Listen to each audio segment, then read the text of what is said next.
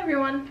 When I was like 15 years old and 16 years old as well, which is when I started my channel 7 years ago, I would struggle with scrupulosity upon all the new knowledge I was receiving in theology class and through going to more, I don't know, just getting a further in-depth education about my faith at that time and learning on my own a lot of the details of the faith and a lot more of the facts of the faith that I hadn't known.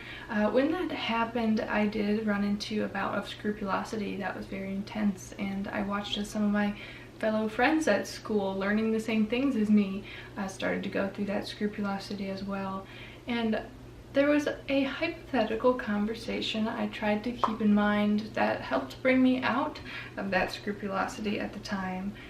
And that conversation was based on the fact that I realized, I looked at people like my grandmother, who, she's 92 now, and my other grandmother is 89 or so, something like that. And they've been on this earth a long time, comparatively to me and to 15-year-old me, for sure.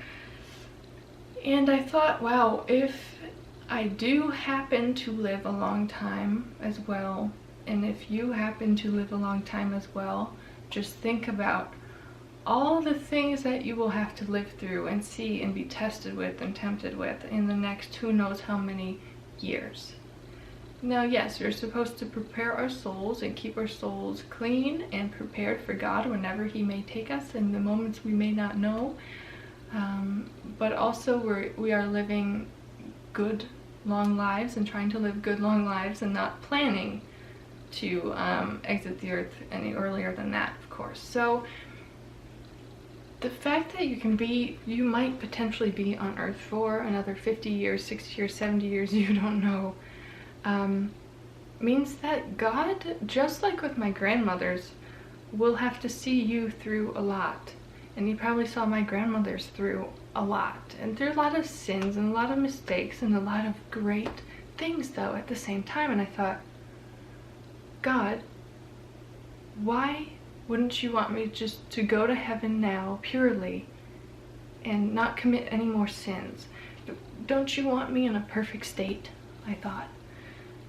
And hypothetically, I just thought of God responding and saying, you know, Renee, and you know this is for you too, the good you might do and have the potential to do in the future is so great that it is worth the risk of you being on earth longer and going through more temptation and more struggles and maybe even more times where you fall and you lose the closeness with God many times throughout that span of time and just mess up.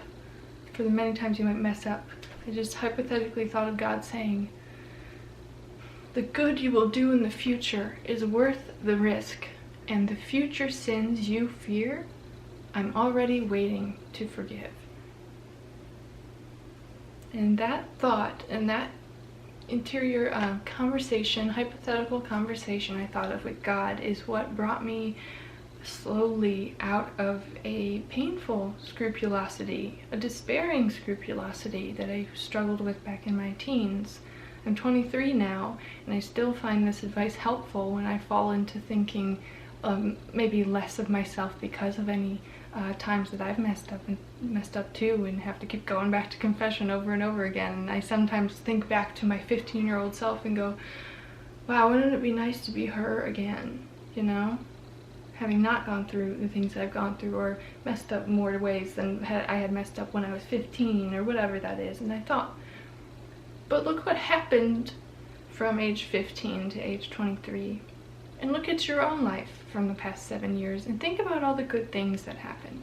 Think about the little tiny good things that you did that wouldn't have happened if you weren't here.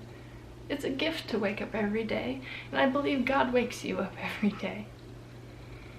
So everyone, thank you for watching this video, and I hope if ever you find yourself, you know, feeling stuck in a rut with God and feeling like, what's the point of even going to confession again, because I'm already feeling maybe separated from God and I'll just do it again. Think of those really, really old Catholics sitting in their rooms spinning rosaries, and God has seen them through everything. And that person is still with the faith and still with God at that old age. Think of those examples and see it as evidence of God's long fidelity and loyalty to your good on this earth. And that he really is going to be there and waiting to forgive those future sins when you mess up, when you come to him with a contrite heart.